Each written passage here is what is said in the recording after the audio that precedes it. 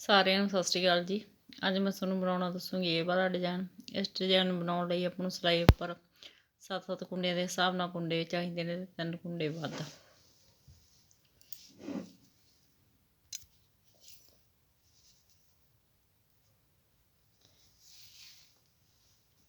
ਪਹਿਲੇ 3 ਕੁੰਡੇ ਉਲਟੇ ਬੁਣਾਂਗੇ,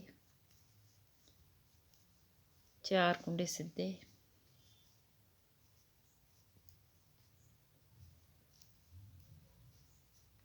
3 ਉਲਟੇ, 4 ਸਿੱਧੇ। ਸਾਰੀ ਸਿਲਾਈ ਇਸ ਤਰ੍ਹਾਂ ਹੀ ਕੰਪਲੀਟ ਕਰਾਂਗੇ।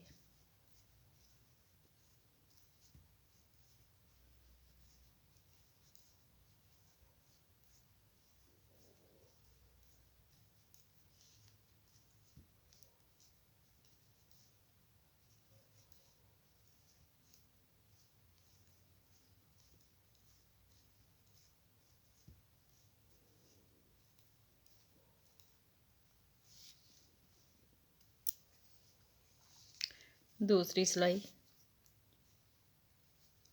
3 कुंडे सीधे, 4 कुंडे उल्टे। सारी सिलाई इस तरह कंप्लीट करांगे।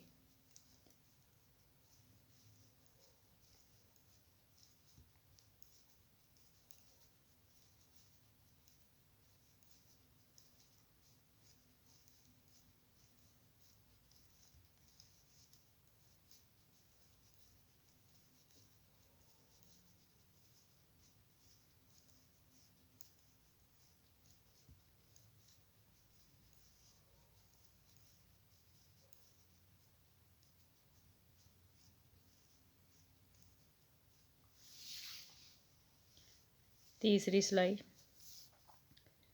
3 कुंडे उल्टे,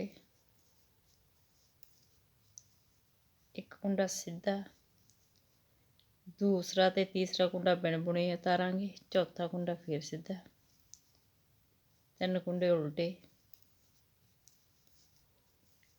पहला कुंडा सीधा बुनांगे, दूसरा ते तीसरा कुंडा बिन बुने उतारांगे, चौथा कुंडा सीधा बुनांगे, 3 कुंडे उल्टे। सारी सिलाई आप इस तरह ही कंप्लीट करांगे।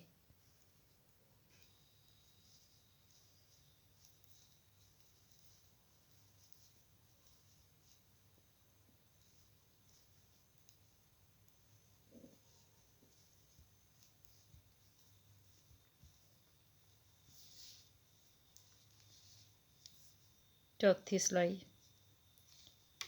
3 कुंडे सीधे, 1 कुंडा उल्टा।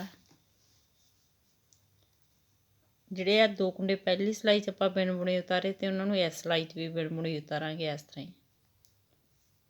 ਕੁੰਡਾ ਉਲਟਾ, 3 ਕੁੰਡੇ ਸਿੱਧੇ, 1 ਕੁੰਡਾ ਉਲਟਾ, 2 ਕੁੰਡੇ ਬਿਨਾਂ ਬੁਣੇ ਉਤਾਰਾਂਗੇ, 1 ਕੁੰਡਾ ਫੇਰ ਉਲਟਾ, 3 ਕੁੰਡੇ ਸਿੱਧੇ। ਸਾਰੀ ਸਿਲਾਈ ਇਸ ਤਰ੍ਹਾਂ ਹੀ ਕੰਪਲੀਟ ਕਰਾਂਗੇ।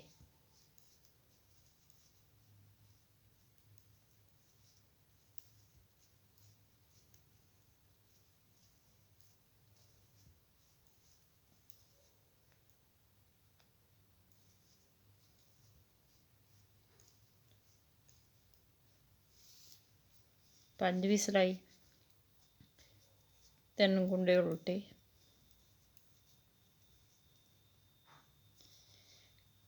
ਜਿਹੜੇ ਆਪਣੇ 2 ਕੁੰਡੇ ਬਿਨ ਬੁਣੇ ਉਤਾਰੇ ਸੀ ਇਹਨਾਂ ਕੁੰਡਿਆਂ ਨੂੰ ਪਲਟ ਕੇ ਆਪਾਂ ਬਾਹਰ ਲੈ ਆਵਾਂਗੇ। ਪਹਿਲੇ ਕੁੰਡੇ ਨੂੰ ਇਸ ਤਰ੍ਹਾਂ ਐਂ ਕਰਕੇ ਸਿਲਾਈ ਪਾ ਕੇ ਪਹਿਲਾ ਕੁੰਡਾ ਬੁਣਾਂਗੇ, ਫਿਰ ਇਹ ਦੂਸਰਾ ਕੁੰਡਾ ਬੁਣਾਂਗੇ।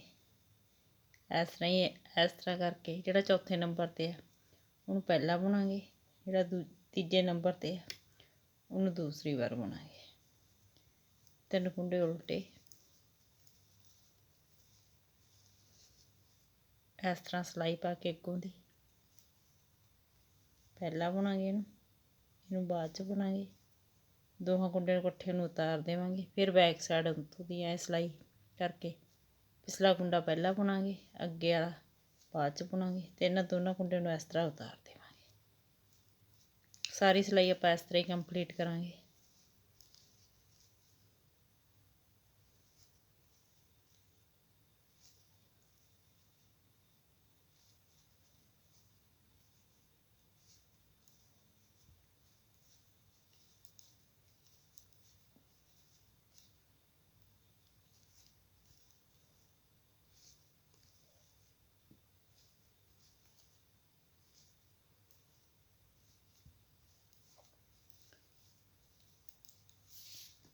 ਸੇਮੀ ਸਿਲਾਈ,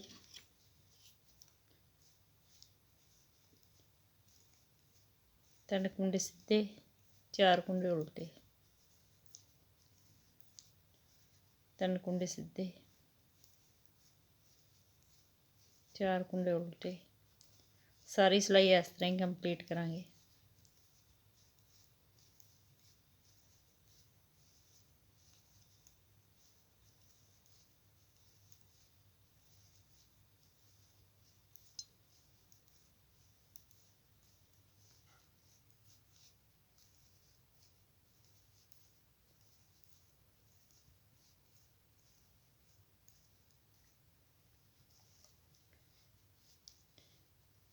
ਇਹ 6 ਸਿਲਾਈਆਂ ਨੂੰ ਬਾਰ-ਬਾਰ ਬੁਣਦੇ ਜਾਓ ਤੇ ਇੱਕ ਸ਼ਾਨਦਾਰ ਡਿਜ਼ਾਈਨ ਤਿਆਰ ਕਰਦੇ ਜਾਓ।